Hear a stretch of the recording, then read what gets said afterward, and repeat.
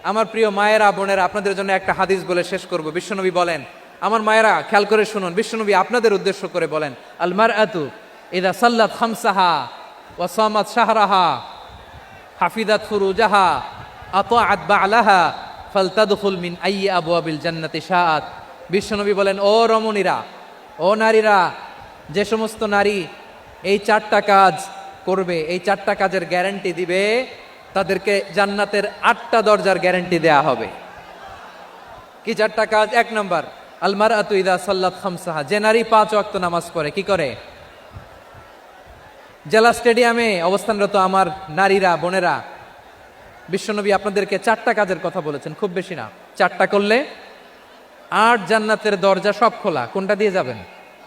যেটা দিয়ে মনে চায়। 1 নম্বর 5 ওয়াক্ত নামাজ।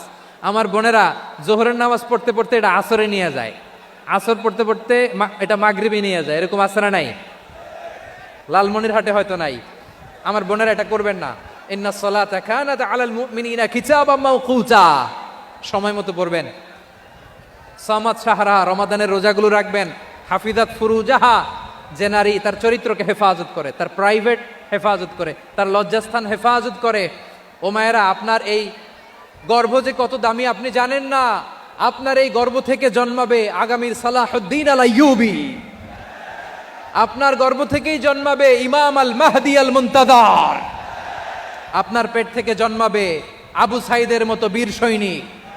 আপনার পেট থেকে জন্মাবে মুগ্ধের মতো বীর মুজাহিদ। আপনি জানেন না কে আসবে আপনার পেট থেকে। সময়টাকে কাজে লাগান, ইসলামকে বুঝেন, মানেন, আমাদের ইসলামিক লেকচারগুলো শোনেন। আমরা যে বার্তাগুলো, ইনস্ট্রাকশনগুলো, দিক নির্দেশনাগুলো আপনাদের খেদমতে রাখি, এগুলো মেনে চলুন। আপনিই পারেন আপনার ঘরটাকে জান্নাতের টুকরা বানাতে। একটা family, it's a very big institution and you are the MD, the managing director of this institution. চিল্লায় বলেন ঠিক কিনা? চাইলেই পারেন ঘরটারে জান্নাতের টুকরা বানাতে। 5 ওয়াক্ত সালাত, রমাদানের রোজা, নিজের চরিত্রের হেফাজত, ও আতাআত বা'লাহা, স্বামীর আনুগত্য। এটাতে অনেকে ভুল করে থাকে। হায় রে আমার বোনেরা, স্বামীর আনুগত্যকে এটা নিজের অপমান মনে করবেন না। আপনার স্বামী আপনার সবচেয়ে বড় গার্ডিয়ান, তিনি আপনার সবচেয়ে ভালো চায়। নারী কখনো গার্ডিয়ানশিপের বাইরে থাকতে পারে না। হয় আপনি বাবার গার্ডিয়ানশিপের ভেতরে, বাপ না থাকলে ভাই আপনার গার্ডিয়ান, ভাই না থাকলে চাচা গার্ডিয়ান, বিয়ের পরে আপনার স্বামী আপনার গার্ডিয়ান। শরিয়া সম্মত স্বামীর আদেশগুলো আপনি মেনে চলবেন, কিন্তু শরিয়া বিরুদ্ধ কোনো আদেশ মানতে আপনি বাধ্য নয়। আওয়াজ করে বলুন সবাই ঠিক কিনা? এই 4টা কাজ যদি কোনো নারী করে, বিশ্বনবী বলেন জান্নাতের 8টা দরজা খোলা। তোমার যেটা দিয়ে মনে চায় সেটা দিয়ে জান্নাতে তুমি এন্ট্রি নিতে পারবা।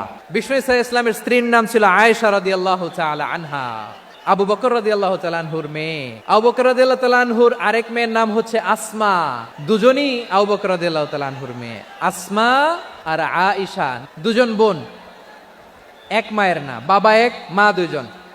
আয়েশা রাদিয়াল্লাহু তাআলা আনহার মায়ের নাম উম্মে রুমান, আর আসমা রাদিয়াল্লাহু তাআলা আনহার মায়ের নাম কুতাইলা বিনতে আব্দুল উজ্জা। আবু বকর রাদিয়াল্লাহু তাআলা আনহু 4টা বিয়ে করেছিলেন।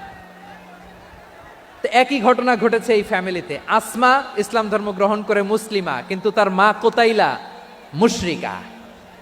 আই রিপিট, বোঝার জন্য আমি আবারও বলি, আসমা রাদিয়াল্লাহু তাআলা আনহা মুসলিমা, আর আসমার মা কুতাইলা মুশরিকা। তার মানে মেয়ে মুসলিম, মা অমুসলিম। ভেজাল আছে না নাই? কিন্তু কুতাইলা আর ধৈর্য ধারণ করতে পারে না।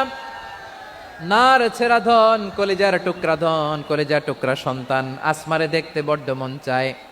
সাইয়েদানা আসমা রাদিয়াল্লাহু তাআলা আনহা মক্কা থেকে হিজরত করে মদিনায় চলে গেলেন হুদাইবিয়ার পর।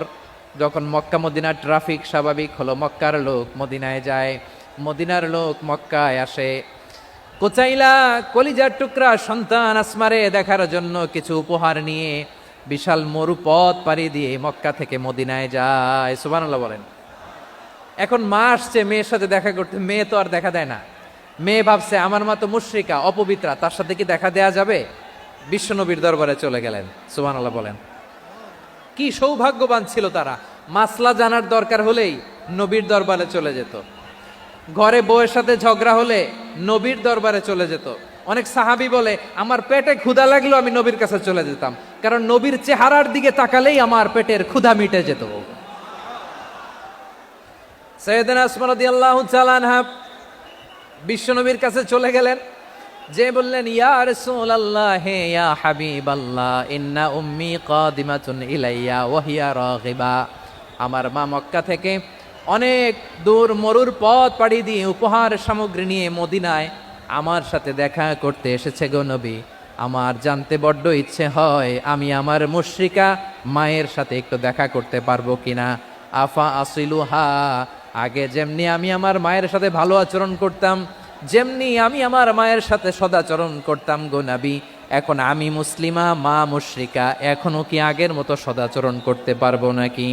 বিশ্বনবী বললেন, নাম সিলিহা, হ্যাঁ রে আসমা, অবশ্যই অবশ্যই, আগে ঠিক যেমন তুমি তোমার মায়ের সাথে ভালো আচরণ করতে, এখনো তেমনি আগের মতো ভালো আচরণ করবা। আওয়াজ করে পড়েন সুবহানাল্লাহ। সপ্তম হিজরিতে বিষ্ণু ইসলাম সব সুপার পাওয়ারের কাছে চিঠি দিলেন, রোমান সম্রাটের কাছে, পারস্য অধিপতির কাছে, মিশরের অধিপতির কাছে, সবার কাছে চিঠি লিখলেন। চিঠির ভাষা ছিল এরকম, মিন মুহাম্মাদিন রাসূলিল্লাহ ইলা মুকাওকিস আযীমিল কিবত, মুহাম্মদ রাসূলুল্লাহর পক্ষ থেকে মিশরের বাদশার কাছে, আসলিম তাসলাম, ইসলাম মানো শান্তিতে থাকবা, সালামুন আলা মান ইত্তাবা আল হুদা, শান্তি তার জন্য যে হেদায়েতের অনুসরণ করে। সুবহানাল্লাহ পড়েন। তো এই চিঠি অনেকে ভালোভাবে রিসিভ করেছে, অনেকে এই চিঠি পাওয়ার পরে নবীর কাছে আবার ইন রিটার্ন উপহার পাঠিয়েছে। কি পাঠিয়েছে? উপহার। মিশরের বাদশাহ মুকাওকিস তিনি বিশ্বনবীকে বিশাল এক উপহারের ডালি পাঠিয়েছেন। মিশরের বাদশাহ মুকাওকিস ছিলেন ধর্মে খ্রিস্টান। লালমনিরহাটের ভাইয়েরা আওয়াজ করে বলেন, মিশরের বাদশাহ ধর্মে কি ছিল? খ্রিস্টান। কি উপহার দিয়েছিল আমার নবীকে? শুনতে মনে চায়? 1000 স্বর্ণ মুদ্রা। 1000 স্বর্ণ মুদ্রা। 2টা খ্রিস্টান দাসী, একজনের নাম মারিয়া বিনতে শামউন আল কিবতিয়া, আরেকজনের নাম সিরিন বিনতে শামউন আল কিবতিয়া।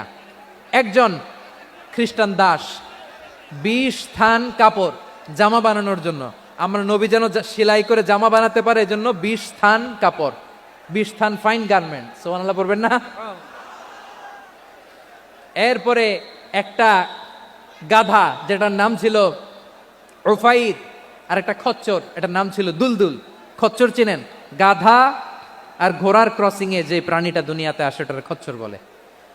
তো এই যে সুপার পাওয়ার খ্রিস্টান বাদশার কাছে নবী চিঠি লিখলেন, ওই খ্রিস্টান বাদশাহ আমার নবীকে উপহার দিল। বিশ্বনবী এই উপহারগুলো সানন্দে গ্রহণ করেছে।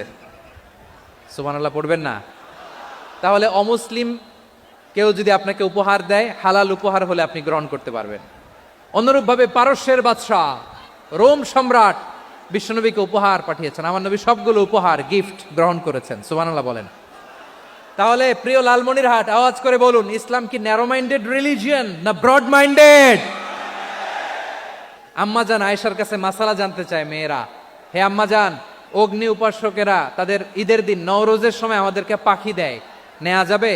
উনি বললেন, ওরা জবাই করে দিলে নেওয়া যাবে না, কিন্তু ওরা যদি ফলমূল এরকম খাবার দেয় এগুলো নেওয়া যাবে। তার মানে অমুসলিমদের দেয়া উপহার এটা গ্রহণ করা যায়। সুবহানাল্লাহ বলেন।